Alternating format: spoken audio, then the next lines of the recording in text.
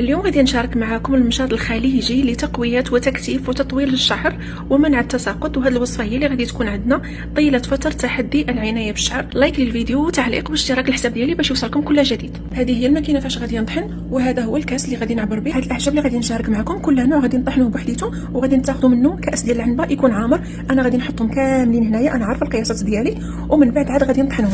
كاس ديال المورينغا مطحونه، كاس ديال الريحان مطحون، كاس لافندر مطحون اللي هي الخزامه، كاس بابونج مطحون، كاس شيكاكاي الهنديه مطحونه، وحتى الا لقيتو الامله الهنديه حتى هي ديروها، كاس ديال الكركديه مطحونه، كاس ديال الورد مطحون، نصف كاس من اليانسون النجمي مطحون، نصف كاس من القرنفل مطحون او ما يسمى بالمسمار، كاس اكليل الجبل مطحون. واللي ما كيتوافقش مع شعرها ما تحطوش. نطحن هادشي كامل ونعاود نرجع لكم. الاعشاب كلهم طحنتهم، دابا عاد غادي نزيد القياس ديال السدر والحنه. البنات اللي ما باغينش الحنه تصبغ لهم الشعر ديالهم فما ديروهاش، واللي غادي تسولني على اللون ديال المشط ماشي اللون ديالو احمر، فهو المشط ما كيتقاسش باللون، كيتقاس بالمنفعه ديال الفوائد اللي فيه وديال الاعشاب اللي فيه. نفس الكاس غادي نعبر 5 الكاسات ديال السدر، الثاني الثالث، حطيت الكاس الرابع وهذا هو الخامس، 3 الكاسات ديال الحنه، واللي ما بغاتهاش تقدر تستغنى عليها. بالنسبه للكميه ديال السدر كنت قلت لكم فقط 5 ديال الكاسات، انا حطيت الكميه اللي عندي كامله. هادشي علاش عطاني هذا اللون هذا. زدت كذلك قياس ديال كاس ديال النواة ديال التمر محمصه ومطحونه. الطريقه ديال التخزين غادي نحطها في علب ديال البلاستيك ونحطهم على جنب. الفيديوهات الجايه غادي نشارك معكم